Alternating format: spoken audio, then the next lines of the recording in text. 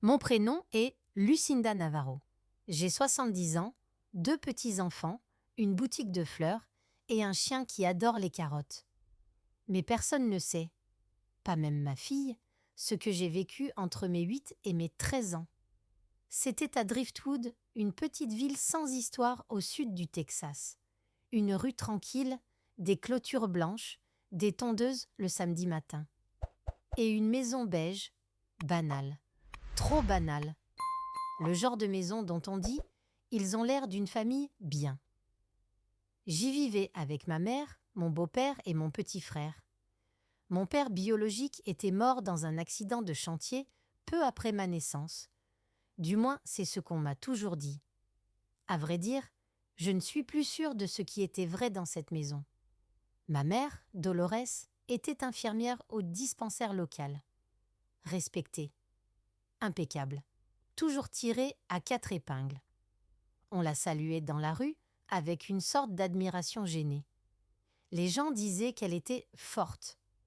Ils ne savaient pas que cette force-là servait à écraser, pas à protéger. Mon beau-père s'appelait Raymond Steele. Un colosse silencieux, postier de métier. Il rentrait tous les jours à 16h20. 1 minute de plus, et ma mère vérifiait la pendule comme si c'était un crime. Il n'aimait pas les enfants. Il l'avait dit une fois, à table, en riant. Les enfants, c'est comme les moustiques. Ça bourdonne et ça pique. Et ma mère avait ri, elle aussi, en me regardant. Je n'étais pas autorisée à pleurer, pas à rire trop fort, pas à faire de bruit en montant les escaliers. Je n'étais pas une enfant, j'étais une erreur à corriger.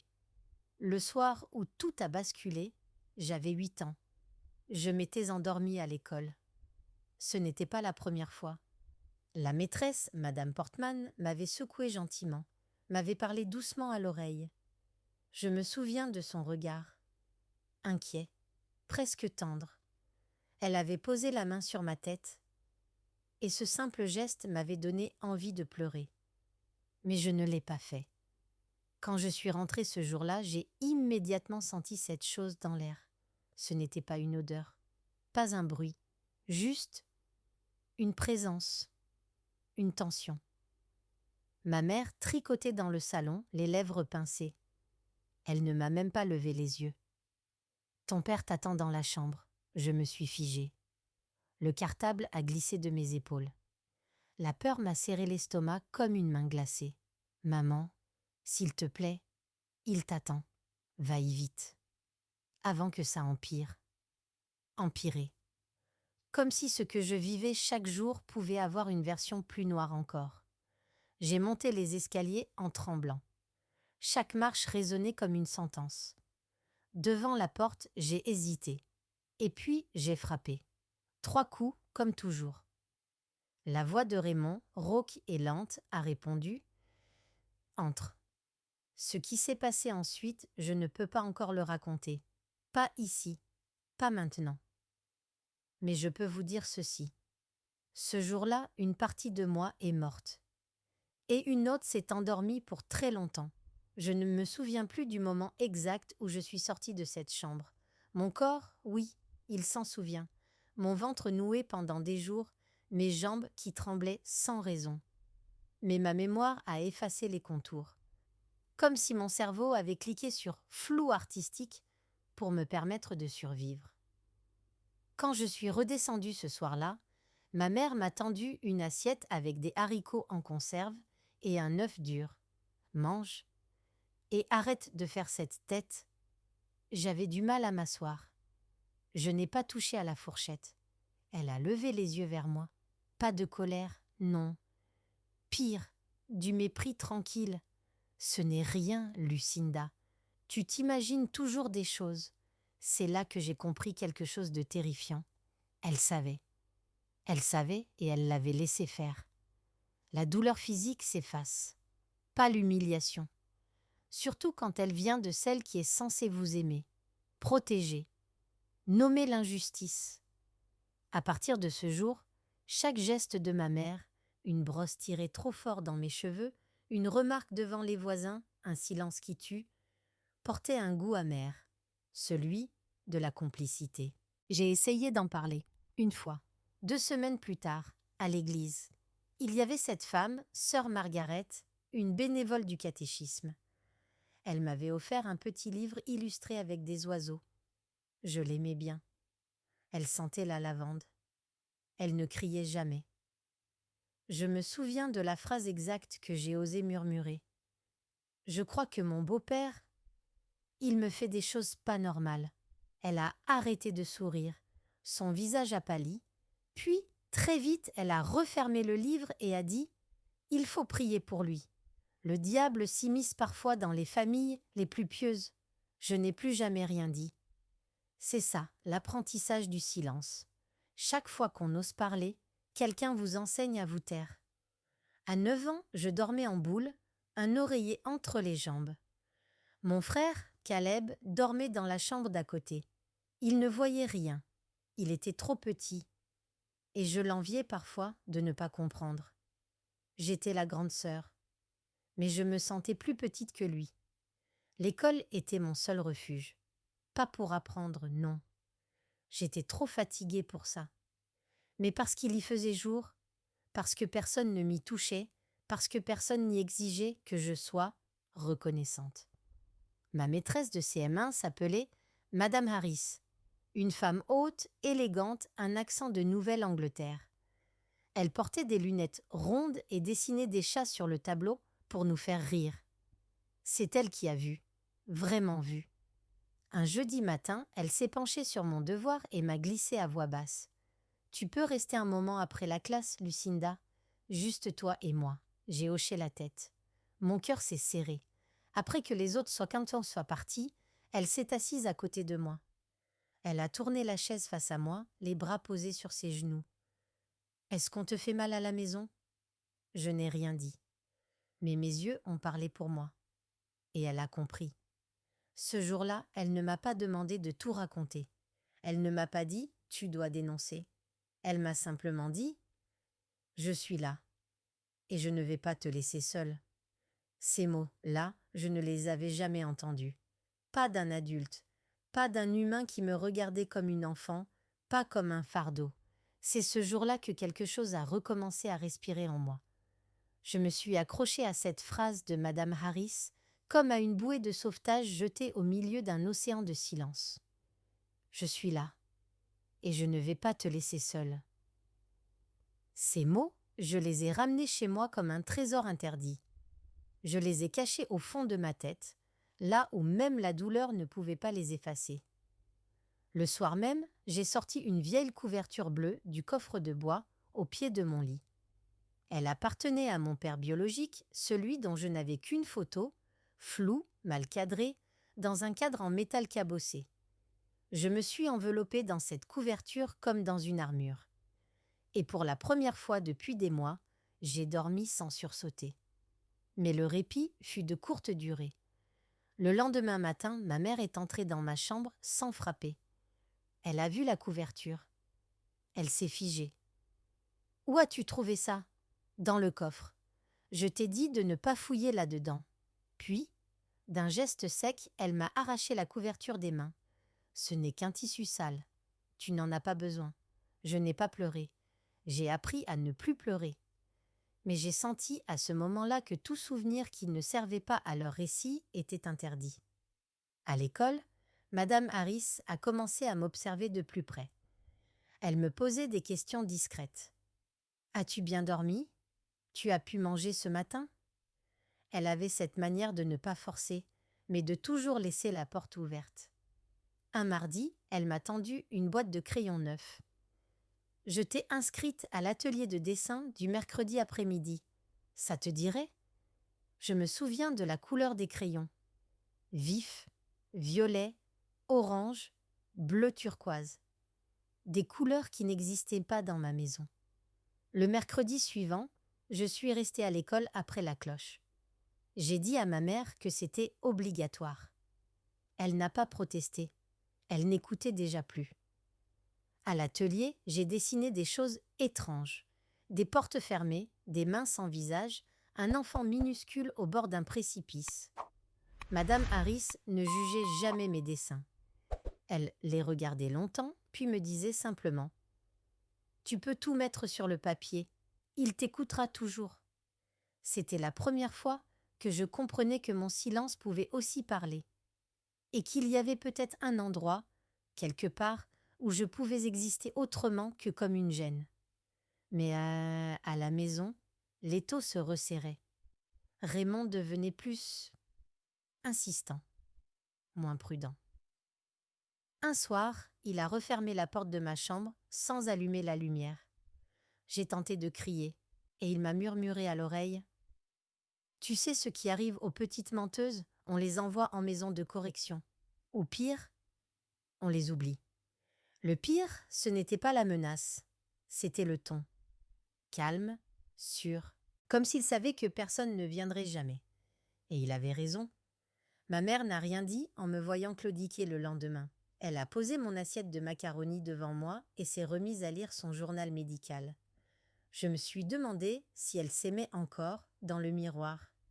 Mais il y avait une chose que Raymond et Dolores n'avaient pas prévue. L'existence d'un adulte qui ne détourne pas les yeux. Et cette simple présence allait changer le cours de ma vie. Je n'ai jamais oublié le jour où Madame Harris m'a tendu une feuille avec un seul mot écrit dessus. Choisi. C'était pendant l'atelier de dessin. Je ne comprenais pas ce qu'elle voulait dire. Alors elle m'a regardé droit dans les yeux, un regard profond, clair et fatigué aussi. Et elle a murmuré, presque comme une confession. J'ai été à ta place, Lucinda. Pas à l'identique, mais je sais ce que c'est que d'avoir peur chez soi. Son aveu m'a donné le vertige. J'ai baissé les yeux, incapable de répondre. Mais ce jour-là, quelque chose s'est noué entre nous. Un fil invisible, celui des survivantes. Elle m'a dit qu'elle allait m'aider à garder des preuves, des petits indices si un jour je décidais de parler. Elle m'a apporté une petite boîte en fer, couverte de dessins de coquelicots. Garde-la bien. Cache-la où personne ne la verra. Quand tu sens que quelque chose est injuste, que tu n'arrives pas à le dire, écris-le, dessine-le, garde tout ici. Un jour, ce sera ton arme. Je l'ai caché tout au fond de mon placard, derrière les vieilles couvertures, là où même ma mère n'allait jamais. Chaque fois que quelque chose se passait, une main trop lourde, un mot empoisonné, une nuit sans sommeil, je dessinais. Des yeux sans paupières, des cages ouvertes, des maisons avalées par les racines. À 10 ans, je parlais mieux avec un crayon qu'avec ma bouche. Un jour, j'ai même osé voler un Polaroid de Raymond. Il s'en servait parfois au travail. Il le rangeait dans le tiroir du bas avec ses cigares. J'ai attendu qu'il sorte des tannes et de faire les courses. J'ai pris une photo de moi dans le miroir. Je portais un col roulé en plein été. On y voyait une ombre sombre juste sous ma mâchoire. J'ai glissé la photo dans la boîte. Je tremblais. J'avais l'impression de commettre un crime. Mais j'avais compris, grâce à Madame Harris, que se taire, c'était le laisser gagner. Et pourtant, chaque fois que je rentrais à la maison, la peur reprenait ses droits. Un samedi après-midi, Raymond est rentré plus tôt que prévu. J'étais dans la salle de bain. Il a frappé, mais pas de la façon normale. 3 coups brefs, comme une signature. J'ai paniqué. Mon cœur s'est emballé. J'ai regardé autour de moi, cherché une issue. Et là, mon regard est tombé sur la brosse à toilette. Pas le manche en plastique. L'ancien modèle, bois épais, métal rouillé au bout. J'ai su à cet instant qu'il pouvait s'en servir, qu'il s'en était peut-être déjà servi, peut-être même sur ma mère, peut-être sur d'autres, avant elle. Il a ouvert la porte d'un coup sec, et au moment où il a avancé la main, j'ai hurlé. Pas un cri de petite fille, un cri d'animal traqué, un cri qui fendait les murs. Et contre toute attente, il s'est figé, juste une seconde, assez pour que je passe en courant, que je dévale les escaliers pieds nus, que je sorte dans la rue. Je n'ai pas regardé en arrière. Je suis allée tout droit jusqu'à l'école en pyjama. Le sol brûlait mes pieds. Le vent me cinglait le visage. Mais je n'avais jamais couru aussi librement. Quand j'ai poussé la porte de la salle des maîtres, en larmes, couverte de sueur, c'est Madame Harris qui m'a vue la première. Elle m'a serré dans ses bras. Et elle a dit, d'une voix que je n'oublierai jamais: « C'est terminé, Lucinda. Je te le promets. Tu n'es plus seule. » Ce jour-là, tout s'est enchaîné dans un mélange de vertige et d'attente. Je me souviens des mains de Madame Harris autour de mes épaules, me guidant doucement dans une salle vide à l'arrière de l'école. Elle m'a donné un verre d'eau. J'avais la gorge sèche, la voix cassée. Une autre femme est arrivée peu après. Une assistante sociale. Elle s'appelait Angela Macrae et elle avait une voix douce, presque chantante. Elle m'a demandé si je voulais parler. J'ai hoché la tête. Puis j'ai raconté. Pas tout, pas dans le bon ordre, mais assez pour qu'elle comprenne. Je m'attendais à ce que le monde s'écroule, que Raymond soit arrêté sur le champ, que ma mère hurle, qu'on me protège. Mais ce n'est pas ce qui s'est passé. Angela m'a emmenée dans un centre d'accueil temporaire chez une femme prénommée Eleanor, qui vivait seule avec 3 chats et une patience infinie. Elle m'a offert un lit, une assiette chaude, un silence qui ne faisait pas mal. Le lendemain, 2 inspecteurs sont venus m'interroger. Ils m'ont fait répéter « encore » et encore. Leur regard était neutre, trop neutre. Je me suis sentie comme un témoignage dans un dossier, pas comme une enfant. « Tu es sûre que tu n'exagères pas ? Ton beau-père a-t-il laissé des marques visibles ? Pourquoi tu n'as rien dit avant ?» J'ai baissé les yeux. J'avais envie de crier. Parce que personne ne m'aurait cru. Parce qu'on apprend très vite à se taire quand crier ne sert à rien. Mais je n'ai rien dit. Et c'est là que j'ai compris un autre visage de la violence. Celui du doute institutionnel. La justice voulait des preuves, des photos, des témoins. Mais dans ma maison, les coups ne laissaient presque jamais de traces. Et le reste, on ne le photographie pas. Angela leur a parlé de la boîte. On est allé la chercher ensemble. Je tremblais en entrant dans ma chambre.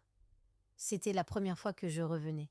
Tout semblait intact, mais comme vidé, comme si l'air même me rejetait. La boîte était là, bien cachée. Elle contenait mes dessins, les mots griffonnés, les photos, les dates, tout ce que j'avais tué pendant des années. L'inspecteur a feuilleté sans expression, puis il a levé les yeux et dit, sans une once d'émotion, « C'est troublant, mais ce ne sont que des dessins, ce ne sont que des dessins. » Cette phrase est restée plantée en moi comme une écharde. Ma mère, de son côté, a nié en bloc. Elle a affirmé que j'étais instable, que je faisais des crises, que Raymond était un homme bon, un peu strict, certes, mais jamais violent. Elle a même dit que je m'étais probablement blessée moi-même. Et Raymond, il a pleuré. Devant les inspecteurs, devant le shérif. Des larmes de crocodile, mais bien placées. Il a dit qu'il m'aimait comme sa propre fille, qu'il ne comprenait pas cette hystérie soudaine, qu'il n'avait jamais touché un cheveu de cet enfant. Et le pire, c'est que certains l'ont cru.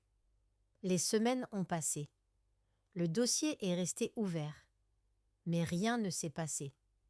Pas d'arrestation, pas de jugement. Angela m'a expliqué, les yeux baissés, qu'il était difficile de faire tomber un homme respecté dans une ville où tout le monde le connaissait, sans preuve formelle.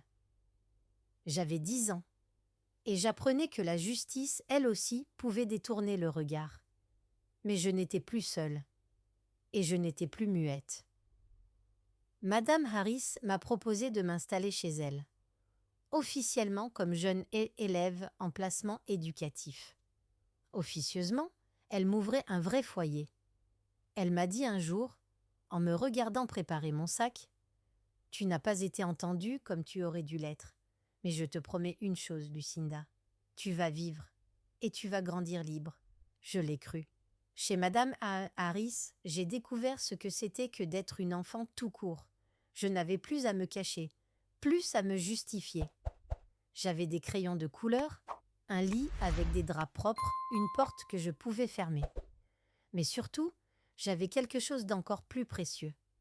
un regard bienveillant. Les jours se sont transformés en mois. Madame Harris m'a inscrite dans une nouvelle école, loin de Driftwood. Le changement d'air, le changement de routine, ça m'a permis de souffler un peu. Mais l'angoisse restait là, tapie dans les coins de mes pensées.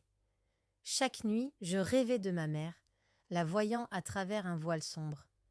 Je la cherchais dans ma mémoire, mais elle était toujours floue, comme un visage qu'on oublie progressivement. Je n'avais plus de nouvelles de ma famille. Aucun appel, aucun mot. La distance semblait m'avoir effacé de leur existence. Raymond, ma mère, et même Caleb, mon petit frère, étaient devenus des spectres. J'avais bien essayé d'écrire une lettre à ma mère. Un soir, après que Madame Harris m'ait demandé de mettre des mots sur mes peurs. Mais quand j'ai posé le stylo, je n'ai pas pu. La honte m'a écrasée. Je n'avais plus rien à lui dire. Comment la regarder en face après tout ce qu'elle m'avait fait? Comment accepter qu'elle n'ait jamais cherché à m'aider? C'était ça, le plus cruel. Elle ne m'avait pas protégée, et maintenant elle m'avait effacée. Le téléphone n'a pas sonné, les visites n'ont jamais eu lieu, et j'ai compris qu'il n'y aurait pas de réconciliation, pas de retrouvailles. Je n'étais plus l'enfant qu'elle avait mis au monde.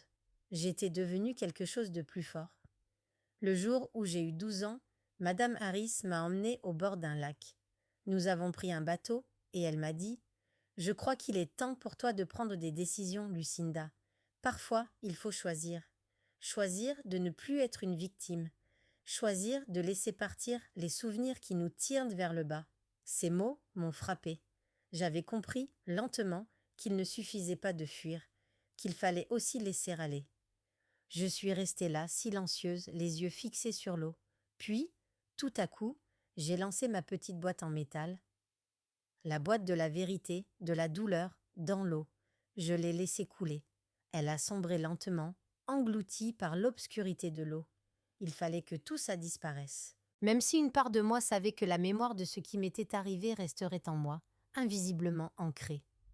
Au fond, j'ai compris que je ne pouvais pas réparer les autres, ni ma mère, ni Raymond. Je pouvais seulement réparer ce que je pouvais. J'ai grandi. J'ai quitté la maison de Madame Harris à 18 ans. Je suis partie loin de Driftwood, loin des souvenirs, loin de la douleur. J'ai trouvé un petit appartement, un emploi dans une boutique de fleurs. Et petit à petit, j'ai commencé à reconstruire ma vie, une journée à la fois. Mais la blessure restait profonde et discrète. Je me suis accrochée à la seule chose qui restait, la conviction qu'un jour, quelqu'un pourrait me croire. Puis un jour, il y a quelques années, je suis tombée sur une femme, une survivante comme moi, à qui j'ai parlé pour la première fois. Elle m'a raconté son histoire, et j'ai vu en elle la même détresse que j'avais ressentie à l'époque. Mais cette fois, ce n'était pas un silence figé, c'était un cri étouffé. J'ai décidé de l'écouter. Et, à ce moment-là, j'ai su que ma voix retrouvée pourrait être celle de quelqu'un d'autre. Il y a des jours où le passé ne nous quitte jamais vraiment. Il reste là, sous la peau, dans les gestes, dans le regard que l'on porte sur les autres. Pour moi, chaque sourire, chaque éclat de rire un peu trop forcé, chaque regard fuyant était un rappel que le poids de la mémoire m'accompagnait toujours. J'ai commencé à travailler comme conseillère dans une organisation pour les victimes d'abus. Cela semblait être une évidence, une manière pour moi de donner un sens à ce que j'avais vécu. Mais l'intensité de ce rôle, cette immersion dans les souffrances des autres, m'a aussi fait revivre les miennes. Chaque histoire que j'entendais, chaque larme versée par une autre victime, réveillait les échos de mes propres larmes. J'ai vu des femmes se battre pour se reconstruire, se relever des ruines de leur vie. Mais j'ai aussi vu la peur, cette peur de parler, de dénoncer, qui brûle dans les yeux des plus jeunes. J'ai vu l'injustice systémique que nous avons tous subie, cette culture du silence et de la honte qui enveloppe les victimes comme une couverture étouffante. Les années ont passé, et avec elles, j'ai trouvé la force de sortir de l'ombre de ce passé. Je me suis engagée dans des campagnes de prévention, des ateliers de soutien, j'ai écrit, j'ai parlé. Et pourtant, il y avait toujours cette cicatrice invisible en moi. Une cicatrice que personne ne voyait, mais qui influençait tout ce que je faisais. Un jour, une jeune fille est venue me voir. Elle avait à peine 16 ans, des yeux fatigués, comme si elle portait déjà une lourde histoire sur ses épaules. Elle m'a regardé d'un air perdu, comme si elle ne savait même pas comment commencer. Je ne veux pas que ma mère sache, je suis un fardeau. Elle m'a dit que c'était ma faute. Je l'ai écoutée. Je l'ai écoutée parler de son père, de l'isolement qu'il lui infligeait, des coups invisibles qu'il lui donnait. Elle me parlait de sa mère, qui l'ignorait, ou pire, qui la protégeait mal, croyant que son silence préservait l'harmonie familiale. Elle m'a dit qu'elle avait peur, qu'elle avait honte. Je lui ai répondu, simplement, « Ce n'est pas ta faute, tu n'es pas un fardeau, tu es une survivante. » J'ai pris sa main et je lui ai dit que tout ça pouvait se réparer, que peu importe ce qu'elle pensait, elle méritait d'être entendue. Je l'ai emmenée à l'organisme où des thérapeutes et des avocats l'ont accompagnée pour entamer des démarches. Je n'oublierai jamais son regard, celui qui s'est éclairé pour la première fois depuis des mois, celui qui disait « Je ne suis pas seule ». Elle a pris la parole pour la première fois, non plus en pleurant dans le silence, mais en réclamant son droit à la justice. Et là, j'ai compris que la guérison ne passait pas uniquement par l'oubli, mais par la révélation, par l'action, par la parole, par la libération. Il a fallu des années avant que je comprenne que le fardeau de ma souffrance n'avait pas à rester mienne seule. C'était un fardeau collectif, une souffrance partagée qui, enfin, trouvait une voie pour être entendue. Et ce n'était plus moi qui étais la victime, mais moi qui devenais la porteuse de voix. Aujourd'hui, j'ai 70 ans. Je suis une survivante, une protectrice. J'ai 2 petits-enfants et une boutique de fleurs. Chaque jour, je me réveille avec l'espoir que le monde change, que des petites filles comme moi puissent grandir sans peur, sans douleur, que leur voix soit entendue avant que le silence ne les engloutisse. Je suis cette femme qui, à 70 ans, a décidé de briser le silence. Je suis cette voix que personne n'avait entendue pendant des années. Mais aujourd'hui, je parle pour elle. Je me souviens du jour où j'ai enfin prononcé le mot « résilience ». Ce mot que j'avais entendu maintes fois, mais que je n'avais jamais compris de manière aussi intime. C'était lors d'une réunion de groupe où des femmes se retrouvaient pour partager leurs histoires. Et quand il a été question de ce terme, quelque chose en moi a fait clic.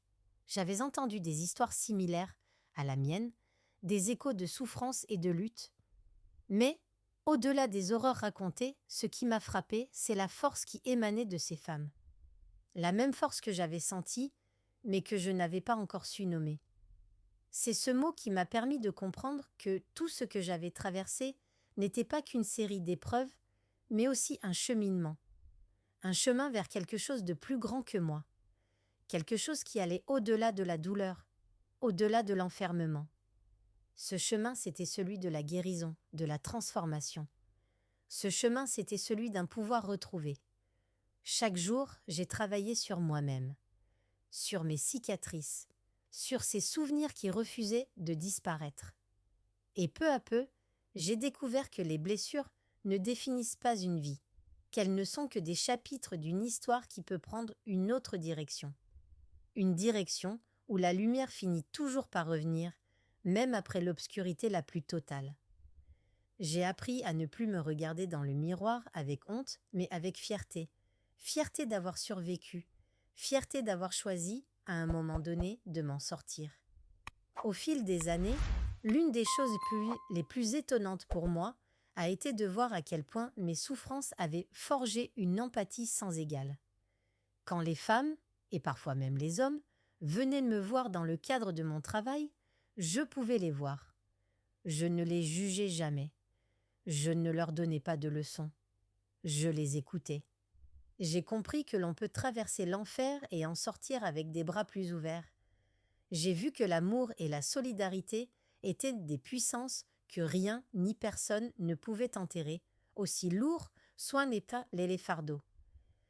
J'ai vu les femmes que j'accompagnais se reconstruire. Je les ai vues reprendre leur place dans la société. Pas comme des victimes, mais comme des guerrières, des protectrices, des mères.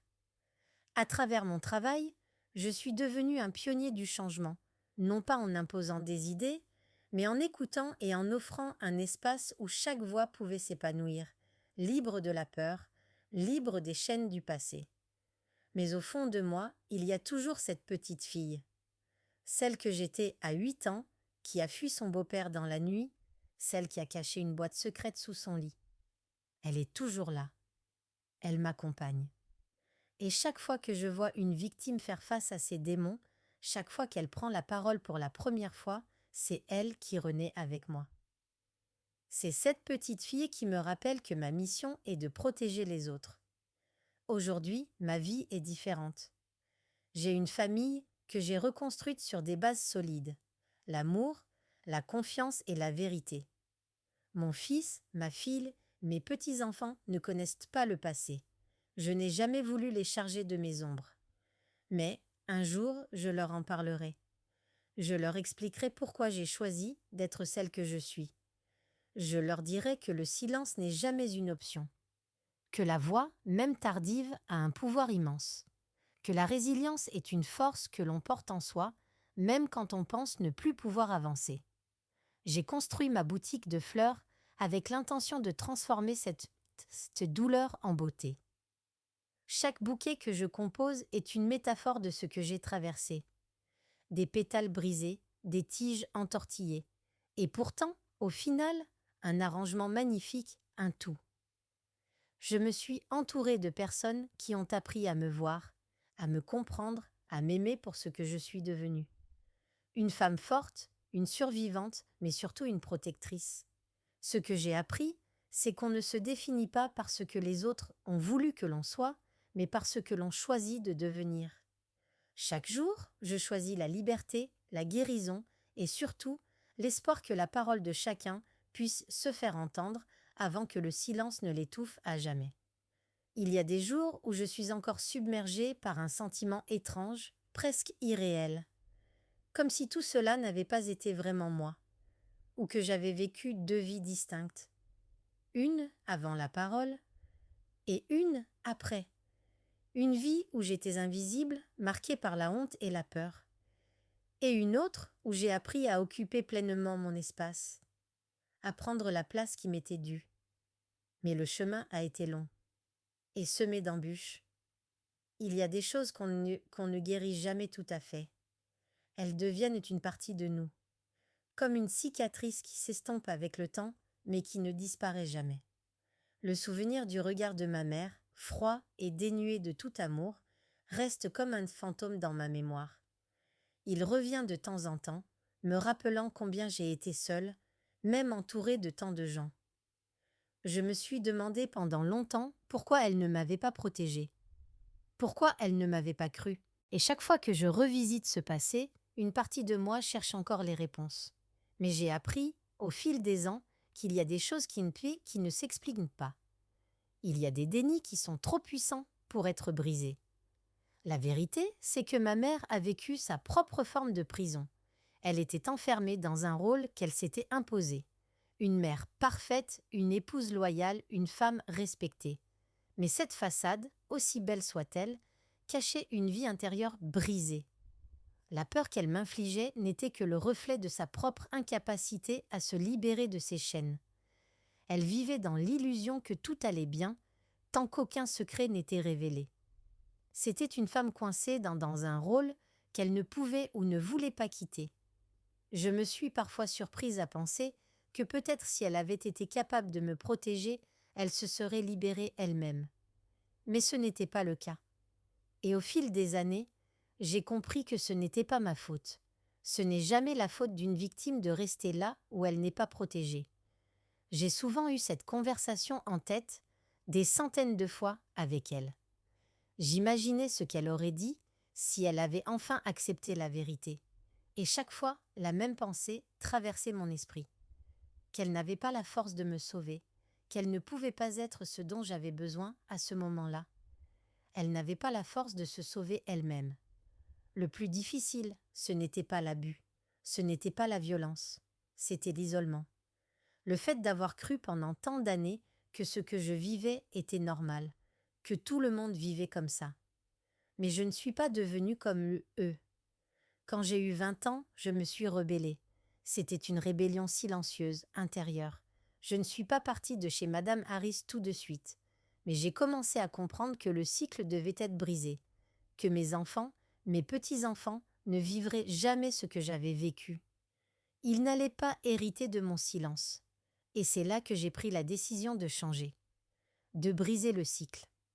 Je me suis formée, j'ai étudié, j'ai pris mon courage à deux mains et j'ai décidé de parler, d'utiliser ce qui m'était arrivé pour aider d'autres enfants, d'autres femmes. J'ai accepté le fait que mon histoire pouvait avoir un but supérieur, celui de protéger ceux qui ne peuvent pas encore se défendre.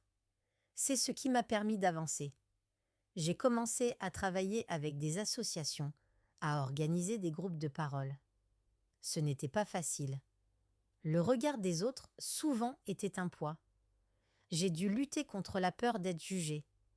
Mais peu à peu, j'ai vu ce que cela apportait aux autres.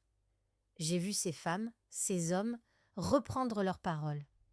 J'ai vu leur voix se libérer. C'est à ce moment-là que j'ai su que tout ce que j'avais traversé ne serait pas en vain. Le plus beau cadeau que la vie m'ait fait, c'est ma propre liberté. Je l'ai méritée. Je l'ai gagnée à force de travail, de larmes et de batailles contre moi-même. Il m'a fallu des années pour l'accepter, mais aujourd'hui, je sais que je suis une survivante, mais aussi une guérisseuse. C'est ce que je suis devenue. Ce que j'ai appris à être. Je suis celle qui écoute, celle qui comprend, celle qui sait. Et même si mon passé reste là, à l'arrière-plan, il n'est plus un fardeau. Il est la force qui me pousse à aider les autres à se relever, à leur montrer que la parole a un pouvoir incroyable. Et, chaque fois que j'aide quelqu'un à sortir de l'ombre, à prendre son courage à deux mains et à briser le silence, je sais que je guéris un peu plus. Chaque voix qui s'élève est une victoire, et c'est ce qui me pousse à continuer. J'ai parfois l'impression qu'aucune de mes cicatrices n'est totalement guérie. Mais c'est dans ces failles que je trouve ma force. À chaque fois qu'une personne entre dans mon bureau, une femme brisée ou un homme au regard perdu, je me souviens de ce que c'était de ne pas savoir où aller, de ne pas savoir vers qui se tourner, de ne pas savoir que quelqu'un allait entendre. Je n'ai pas de super pouvoir, mais j'ai la capacité de comprendre, de voir au-delà du silence et de la honte. Ces gens, souvent, ne savent même pas comment commencer à raconter ce qu'ils ont vécu. Et souvent, je les arrête avant qu'ils n'aient à tout déballer. Je leur dis tout simplement « Tu n'es pas obligé de tout dire tout de suite. Mais peu importe ce que tu choisis, tu as le droit de parler. » Les premières fois, j'ai eu du mal à croire que les gens pourraient m'écouter. Il y a eu des moments où j'ai douté, où je me suis sentie impuissante face à la souffrance des autres. Mais c'est là, dans ces moments de doute, que je trouve la puissance de ma propre guérison. Parler, c'est guérir. Parler, c'est se libérer. Cela m'a pris des années pour admettre que je n'avais pas à tout porter seule, que je n'avais pas à faire de ma souffrance un fardeau. Et plus j'écoutais les histoires des autres, plus je comprenais que la souffrance partagée devient un fardeau plus léger. Ce processus de guérison, ce n'est pas une ligne droite, ce n'est pas une destination, mais un chemin sinueux où chaque pas nous rapproche un peu plus de la liberté. Parfois, il y a des reculs, des moments où l'on a l'impression de ne plus avancer. Mais c'est dans ces moments-là que la résilience prend tout son sens. Se relever, encore et encore, même quand on a l'impression de ne plus en avoir la force. Je me souviens de mes premiers témoignages publics, après mes années de silence.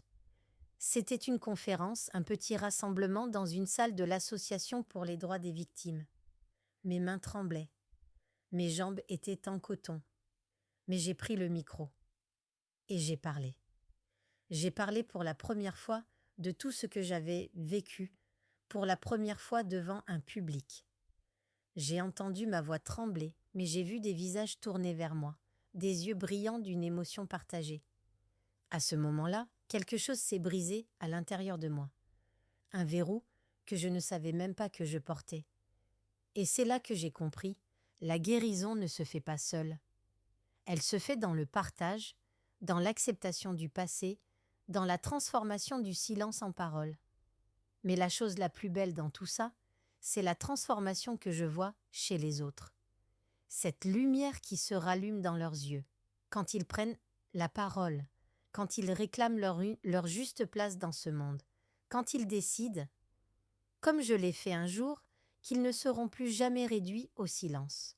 Je pense à ces femmes que j'ai vues prendre leur place dans la société, à ces enfants que j'ai accompagnés jusqu'à l'âge adulte, ces jeunes adultes qui ont su, enfin, se libérer de l'emprise des abus qu'ils ont vécus. Et je pense à la petite fille que j'étais, la petite Lucinda, et je me dis, j'ai tenu pour elle, j'ai tenu pour nous tous.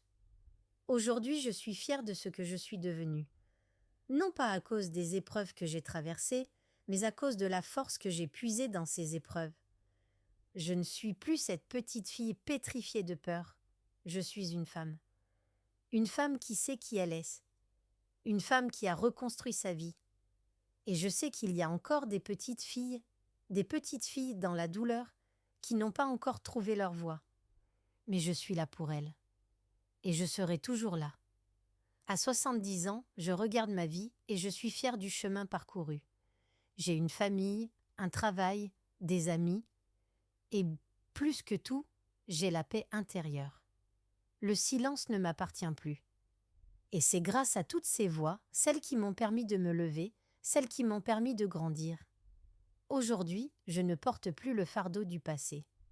Je porte les voix de celles qui ne peuvent pas encore parler. Et tant que j'ai un souffle, tant que je peux parler, je continuerai à briser le silence pour toutes celles et tous ceux qui en ont besoin. Je pense souvent à la première fois où j'ai réalisé que je n'étais plus cette petite fille cachée dans l'ombre de la peur. C'était lors d'un moment simple, presque anodin. Un dimanche matin, chez moi, dans le jardin. Le soleil frappait doucement la terre, réchauffant les fleurs que j'avais plantées l'année précédente. Les oiseaux chantaient et l'air était frais, léger, rempli de promesses. C'est là, dans cette tranquillité, que j'ai réalisé que je vivais enfin en paix avec moi-même. Mais ce chemin, je ne l'ai pas fait seul. Je ne suis pas arrivée ici en ignorant ce que j'ai perdu, mais en acceptant tout ce que j'ai gagné au passage. J'ai gagné la possibilité de choisir. Choisir de ne plus vivre dans le passé. Choisir de prendre soin de mon corps, de mon esprit. Choisir d'être présente dans ma vie.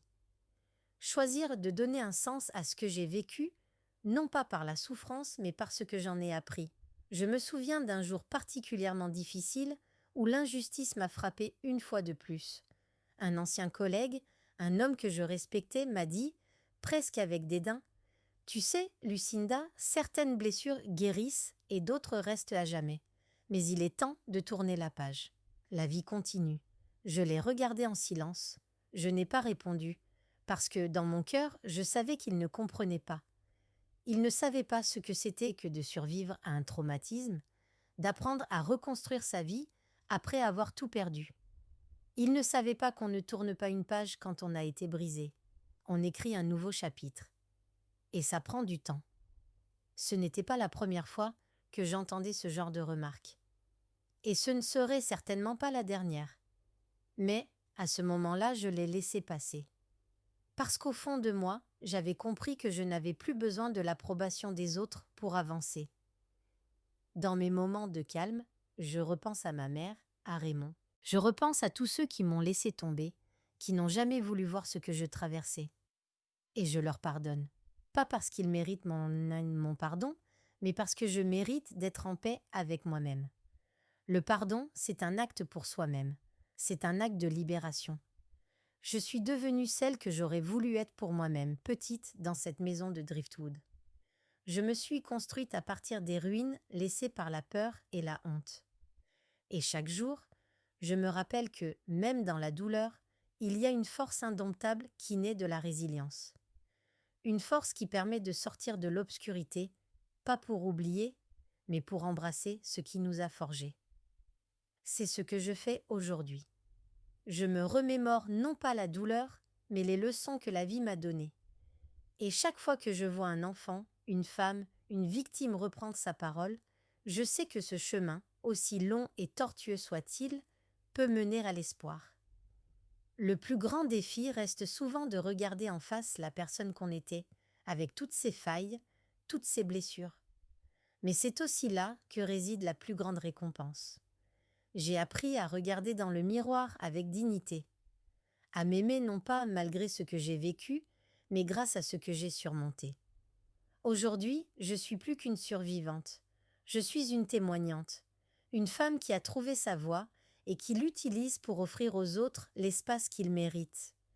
J'ai une famille qui me soutient, une communauté de personnes avec qui j'ai partagé des larmes et des sourires, et une nouvelle identité.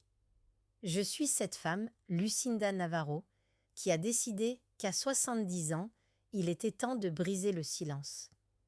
Parce qu'on ne guérit pas dans l'isolement. On guérit dans la solidarité, dans l'unité, dans l'amour. Et c'est dans cet amour, dans cet engagement pour les autres, que je trouve ma véritable liberté. Le plus beau témoignage que je puisse laisser aux générations à venir, c'est celui de ma propre guérison. Je sais maintenant que les cicatrices ne sont pas des fardeaux à porter, mais des médailles de survie. Et chaque fois que je parle de mon passé, chaque fois que je brise le silence, je sais que je rends hommage à toutes celles qui, comme moi, ont été réduites au silence. Les années ont passé, et avec elles, j'ai vu beaucoup de choses changer dans ma vie et dans la vie des autres. Mais le voyage intérieur que j'ai entrepris ne cesse de m'étonner. Il n'y a pas de destination finale, pas de point d'arrivée où l'on peut dire « c'est bon, je suis guéri ». La guérison est une continuation, une dynamique. On ne devient pas parfait, on devient complet avec ses blessures, avec ses faiblesses, avec sa lumière. Il y a une paix intérieure qui se construit jour après jour. Et parfois, dans des moments de calme, quand je me retrouve seule avec mes pensées, je me rends compte de l'étendue de ce que j'ai accompli. J'ai réappris à aimer le monde autour de moi, à voir la beauté dans les petites choses, les feuilles qui y tombent, les fleurs que je cultive, le rire d'un enfant. Ce sont des instants simples, mais si profonds. Je me suis souvent demandé comment j'aurais réagi si, à 8 ans, on m'avait dit qu'un jour, je serais cette femme, sereine, capable de briser le silence, capable de dire non au passé et oui à un avenir que j'ai choisi. C'était inimaginable. Mais aujourd'hui, je comprends que ce que je vis n'est pas le fruit du hasard. Il n'y a pas de coïncidence dans la résilience.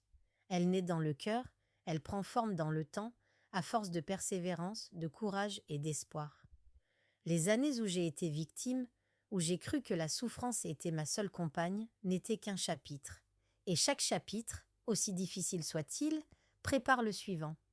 Ce n'est qu'en me réconciliant avec ma souffrance que j'ai pu l'utiliser comme une force, non pas pour écraser les autres, mais pour élargir mes horizons et offrir un espace de guérison à ceux qui en avaient besoin. Aujourd'hui, en tant que conseillère et survivante, je vois mes anciens élèves grandir, se libérer de leur chaîne invisible. Ils partent dans le monde avec une nouvelle vision de la vie, plus forte, plus audacieuse. Et chaque fois qu'ils reviennent me voir, chaque fois qu'ils me racontent leurs progrès, leurs victoires sur le passé, je me sens d'une certaine manière guérie, moi aussi. Je n'ai plus à chercher un sens à ma souffrance, car je sais qu'elle a trouvé une utilité. Elle a créé des ponts, des connexions, des vies transformées. Les gens me demandent souvent si je ressens de la colère contre ma mère, contre Raymond, contre la société qui me regardait en silence. Et je leur réponds parfois, sans hésitation, oui, il y a eu de la colère, beaucoup. Une colère profonde, violente. Mais ce n'est pas cette colère qui a construit ma vie. Ce qui m'a construit, c'est la compassion.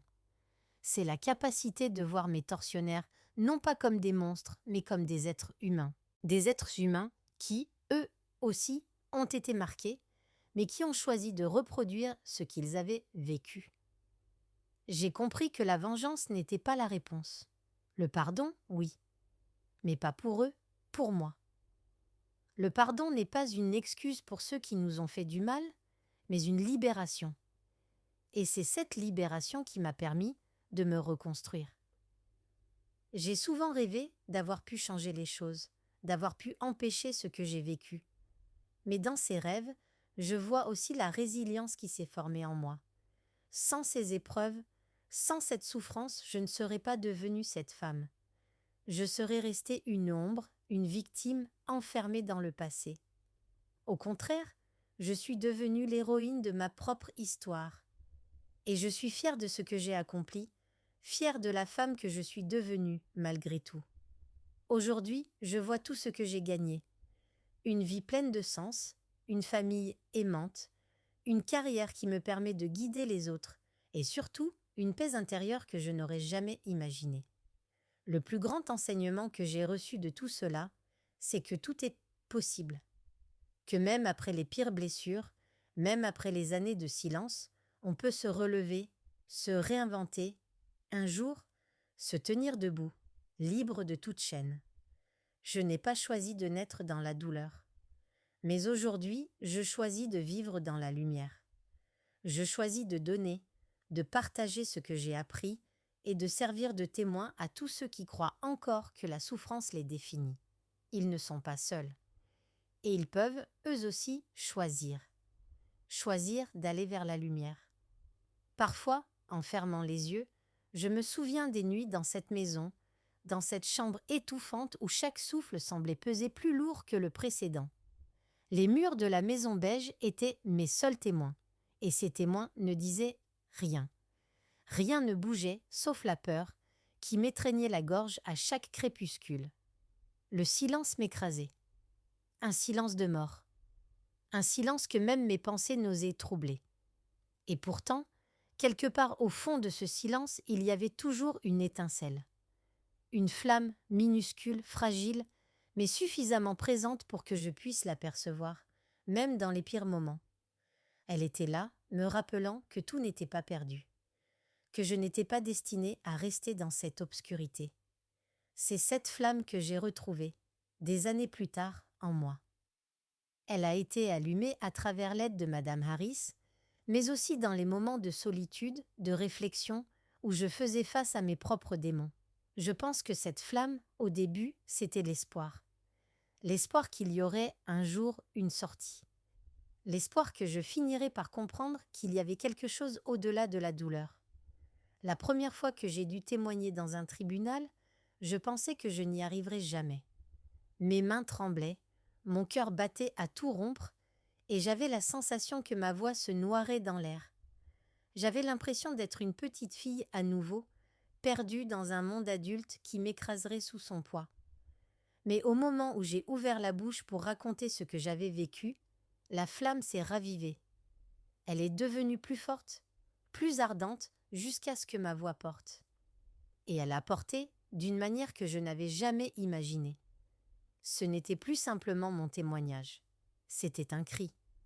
Un cri qui sortait de moi pour toutes les victimes, pour toutes celles et ceux qui n'avaient jamais osé parler. La première fois qu'on m'a félicité pour ma force, j'ai presque éclaté en sanglots. Parce que, au fond, ce n'était pas ma force. C'était la flamme, cette flamme de vie qui m'avait portée jusque-là. Elle m'a permis de trouver une voie, de faire ce que j'avais tant craint, briser le silence. Les années suivantes, j'ai vu la douleur dans les yeux de beaucoup d'autres, des victimes, des survivants, des femmes, des hommes, des enfants, chacun portant une histoire lourde à porter. Mais, chaque fois que je les voyais, que je les écoutais, je leur disais la même chose. Il n'est jamais trop tard. Le silence peut être brisé à tout moment. Et toi aussi, tu as cette flamme en toi. Tu peux choisir de la raviver. Et j'ai vu ces flammes s'allumer. Parfois timidement, parfois violemment. Mais elles s'allumaient toujours. Je pense souvent à cette petite fille de Driftwood qui n'a jamais cessé de rêver, malgré tout. Une petite fille qui n'a jamais cessé de croire que quelque part, dans l'obscurité, il y avait une lueur. Aujourd'hui, je suis fière de cette petite fille, parce qu'elle a survécu, parce qu'elle a vu cette flamme dans l'obscurité et qu'elle n'a jamais cessé de croire que l'espoir pouvait naître de la souffrance. Aujourd'hui, ma vie est lumineuse. Ce n'est pas une vie parfaite, mais elle est toute en lumière, toute en choix. Et cette flamme, je l'ai ravivée, je la porte avec moi chaque jour pour éclairer mon chemin et celui des autres. Je suis fière de ce que je suis devenue, de ce que je fais chaque jour pour ceux qui n'ont pas encore trouvé leur voie. J'ai choisi de briser les chaînes, de ne plus être la victime. Je suis la protectrice, la conseillère, l'amie qui écoute, qui guide. Et chaque fois que quelqu'un me remercie, chaque fois que quelqu'un me dit qu'il a trouvé la force de parler, je sais que la flamme que j'ai allumée brille un peu plus fort. Aujourd'hui, à 70 ans, je suis une femme libérée. Une femme qui a quitté l'obscurité. Une femme qui a renversé les murs, qui a ouvert la porte et qui a laissé entrer la lumière. Je suis une survivante. Et je suis fière de l'être. Fière d'être la flamme pour ceux qui n'ont pas encore osé la trouver. Je me souviens des premiers pas que j'ai faits, toute seule, pour m'éloigner de tout ce qui avait un jour représenté mon enfermement. C'était comme sortir d'un long tunnel. Chaque pas m'éloignait de ma vieille vie, mais aussi de mes anciennes illusions. J'avais besoin de réapprendre à vivre, de réapprendre à me voir, à me respecter, parce que tout ce que j'avais traversé m'avait marqué profondément. Il m'a fallu beaucoup de temps pour comprendre que la guérison n'était pas un instant, une parole magique, mais une construction quotidienne. Le chemin, bien sûr, n'a pas été linéaire.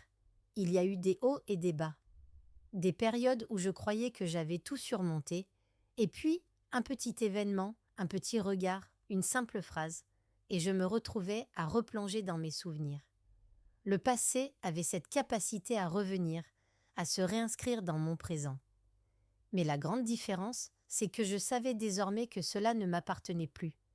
Je ne suis pas mes cicatrices ni mes souffrances. Je suis celle qui a survécu, et c'est cela qui compte. Chaque jour, je me levais avec une seule intention, rester libre, libérée des chaînes du passé. Et chaque matin, j'apprenais à regarder la vie d'un regard neuf, à prendre plaisir dans les petites choses, à voir la beauté là où, avant, je n'avais vu que de la douleur. L'un des aspects les plus libérateurs de ma guérison, c'est d'avoir brisé la solitude. Pendant des années, je me croyais seule dans mon malheur. Que personne n'aurait pu comprendre ce que j'avais vécu, que mes cicatrices étaient invisibles aux yeux des autres. Mais, à force de parler, d'écouter, de m'ouvrir à d'autres, j'ai découvert que je n'étais pas seule. J'ai croisé des gens qui avaient, eux aussi, brisé le silence. Des hommes et des femmes de tous âges, de toutes origines, qui avaient vécu des drames similaires. Ensemble, nous avons constitué un cercle de guérison, un cercle où chaque parole donnée était une libération, un cercle où chaque histoire partagée était une force. J'ai appris que la guérison est collective, pas individuelle. Chacun de nous est responsable de la guérison de l'autre. Nous sommes un miroir pour les autres. En montrant nos failles, nous leur donnons l'opportunité d'enlever leur masque. Et c'est ainsi que nous avançons ensemble vers une forme de guérison plus grande que nous-mêmes. Je pense parfois à la femme que j'étais avant. La petite fille, perdue dans sa chambre, noyée sous la peur et le silence. Et je me demande si elle se serait reconnue aujourd'hui. Aurait-elle cru que le monde pouvait lui offrir autre chose que de la souffrance? Aurait-elle cru que la lumière pouvait entrer dans sa vie? Je crois qu'elle aurait eu du mal à y croire. Mais elle l'aurait souhaité. Elle aurait voulu qu'on lui dise qu'un jour, elle aussi serait capable de briller. Qu'un jour, elle serait libre. Aujourd'hui, je lui parle souvent dans mes pensées. Je lui dis « Tu n'as pas vécu tout cela pour rien. Tu es plus forte que tu ne l'imagines. Et tu verras, un jour, tu seras fière de toi. » Je lui parle comme une mère aurait parlé à sa fille, avec tendresse, avec compréhension. Et je lui montre qu'il n'y a pas de honte à souffrir, mais qu'il y a une grande dignité à se relever. Quand je regarde mes enfants aujourd'hui, je vois des adultes épanouis, confiants, qui n'ont jamais porté le poids de ce que j'ai vécu. Et je sais que ce que j'ai fait pour eux, c'est leur permettre de ne pas avoir à porter le fardeau du silence. Je leur ai transmis quelque chose d'encore plus précieux que l'amour. La liberté d'être eux-mêmes.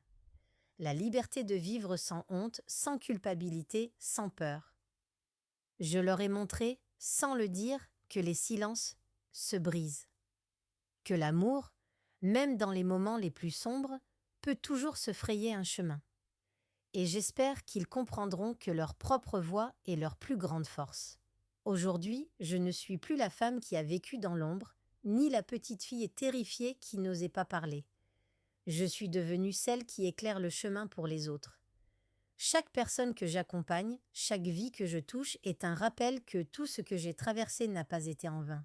Je rassemble les morceaux éparpillés et je reconstruis avec eux un futur plus lumineux.